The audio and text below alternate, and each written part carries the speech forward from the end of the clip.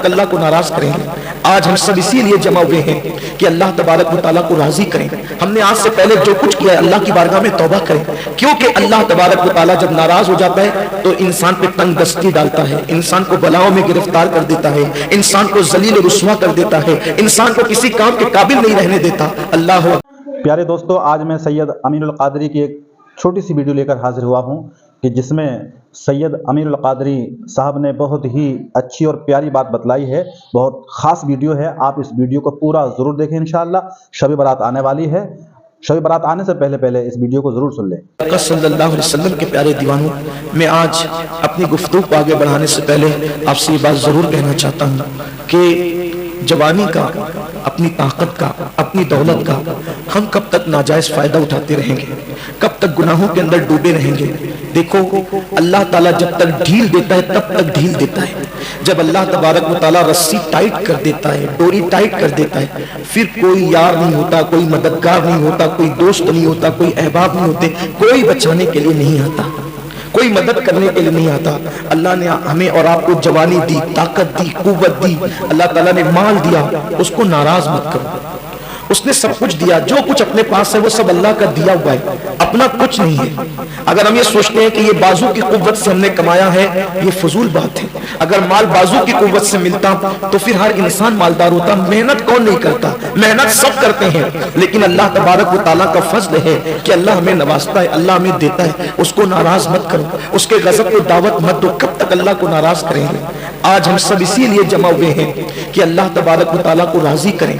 हमने आज से पहले जो कुछ किया है अल्लाह की बारगाह में तौबा करें, क्योंकि अल्लाह तबारक व तआला जब नाराज हो जाता है तो इंसान पे तंग दस्ती डालता है, इंसान को बलाओं में गिरफ्तार कर देता है, इंसान को जलील रुस्वा कर देता है, इंसान को किसी काम के काबिल नहीं रहने देता। अल्लाह अकबर। इमाम हसन बसरी ने उसको समझाया, वो नहीं माना, आखिरकार फिर बला में गिरफ्तार हुआ। अब जब वो बला में गिरफ्तार हुआ तो हजरत इमाम हसन बसरी रज़ी अल्लाह तआला को लोगों ने कहा, हजरत अब वो फिर बीमार हो गया है और इतना बीमार हुआ है अब उसके बचने के चांसेस खत्म हो गए, यानी अब वो मर जाएगा। अल्लाह के वली कितने खलीक और बाअखलाक थे, उसने टका सा जवाब दिया, उसने बेअदबी की आपकी शान में। उसके बावजूद भी हजरत इमाम हसन बसरी ने फरमाया, चलो एक मुसलमान है, अगर उसकी मौत का वक्त करीब है तो हमें उसके घर चलना चाहिए और उसको कुछ हिम्मत और हौसले की बात करना चाहिए। हजरत इमाम हसन बसरी रज़ी अल्लाह तआला गए, जब देखा तो वो तड़प रहा था, मछली की तरह तड़प रहा था, वो बेचैन और बेकरार था। अल्लाह के वली इमाम हसन बसरी रज़ी अल्लाह तआला ने उससे फरमाया, ऐ जवान क्या हाल है? वो रोने लगा और कहने लगा, ए अल्लाह की बरगज़ीदा बंदे, मैंने आपकी बात नहीं मानी, मैं तौबा करता रहा, तौबा तोड़ता रहा और हमेशा गुनाह पे दिलेर होता रहा। अब मैं ऐसी बला में गिरफ्तार हूँ कि अब मेरा कोई मोनिसो गमगुसार नहीं, मेरा कोई गमखार नहीं, मैं बला के अंदर डूबा हुआ हूँ। इमाम हसन बसरी ने कहा, अल्लाह के बंदे कोई बात नहीं, तौबा का दरवाजा खुला हुआ है, तौबा का दरवाजा खुला हुआ है और अल्लाह तबारक व तआला अपने बंदों की तौबा को कबूल करता है। ये सुनकर उसने कहा, फिर मैं क्या करूं?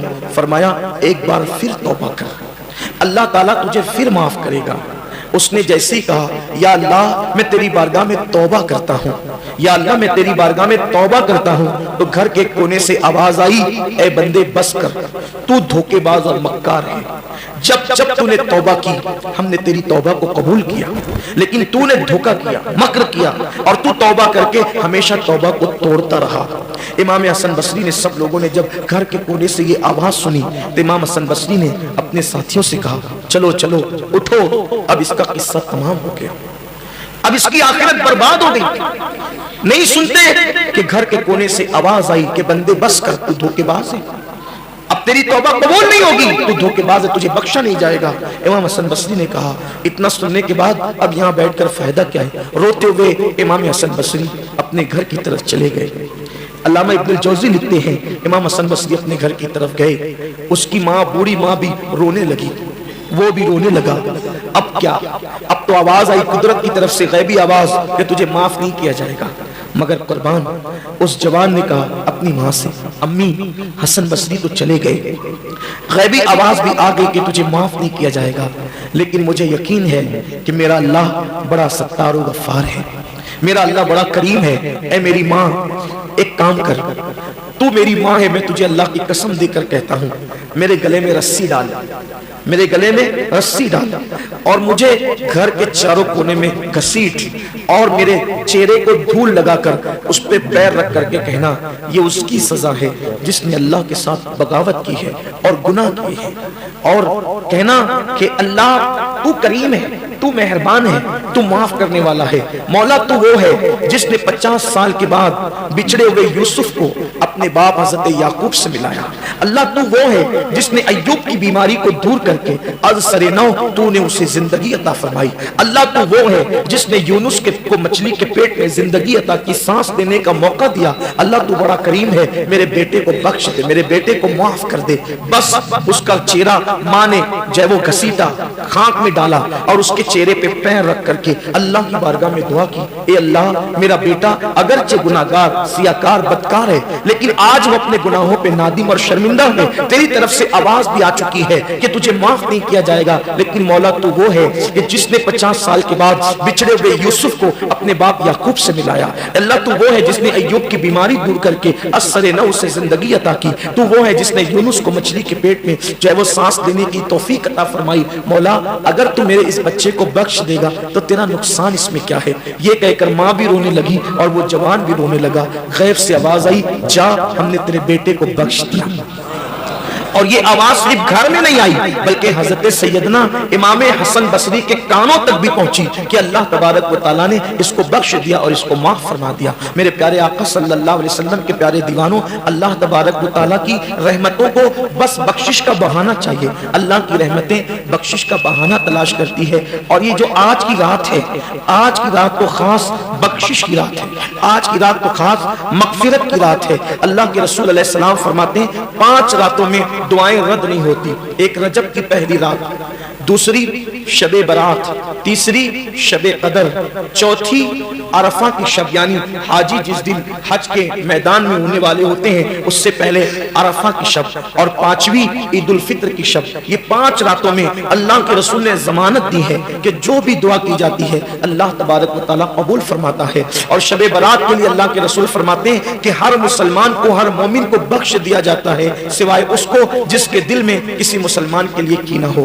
زندگی کا کوئی بھروسہ نہیں ہے، ہم ہر سال جمع ہوتے ہیں، توبہ کرتے ہیں، لیکن میری گزارش یہی ہے کہ ہم کبھی ایسی بھی توبہ کریں کہ اس توبہ کے بعد پھر ہماری زندگی میں گناہ نہ ہو، اس توبہ کے بعد پھر ہماری زندگی میں 5 وقتہ نماز ہو، ایسی توبہ ہو جس توبہ کے بعد پھر چہرے سے داڑیاں نکال کے گٹروں میں نہ پھینکے، ایسی توبہ ہو جس توبہ کے بعد ہم جھوٹ کو ترک کر دیں، ایسی توبہ ہو اس توبہ کے بعد پھر ہم کسی پہ ظلم کرنا بند کر دیں، کسی پہ زیادتی کرنا بند کر دیں۔ اگر ہم نے ایسی توبہ کر لی انشاءاللہ اپنی دنیا بھی سمجھ جائے گی اور اپنی آخرت بھی سمجھ جائے گی۔ اس دنیا کے اندر ہم آئے ہیں آخرت کی تیاری کے لیے، اس دنیا میں آئے ہیں اس دنیا کو بہتر بنانے کے لیے، اس لیے زندگی کا کوئی بھروسہ نہیں ہے، ہم کب تک جئیں گے یہ ہمیں بھی نہیں پتا ہے، اس لیے قبر کی تیاری کریں، حشر کی تیاری کریں، میدان محشر کی تیاری کریں، اللہ کی عدالت میں کھڑے ہونے کی تیاری کریں۔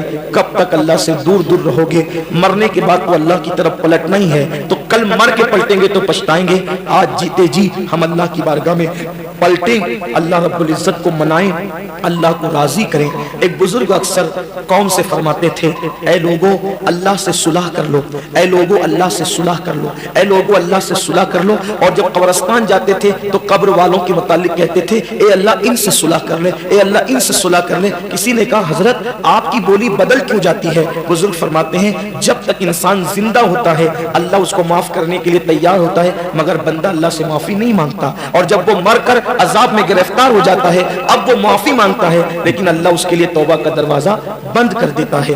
موت کی آخری ہچکی توبہ کا دروازہ بند کر دیتی ہے، اس سے پہلے کہ موت کی آخری ہچکی آئے اور ہم پہ توبہ کا دروازہ بند ہو جائے ہم اللہ کی بارگاہ میں توبہ کر لیں۔ اور جوانی کی توبہ اللہ کو بہت پسند ہے، حدیث پاک میں آتا ہے جب کوئی جوان توبہ کرتا ہے تو اللہ تعالیٰ فرشتوں سے کہتا ہے نور کی قندیل جلاؤ۔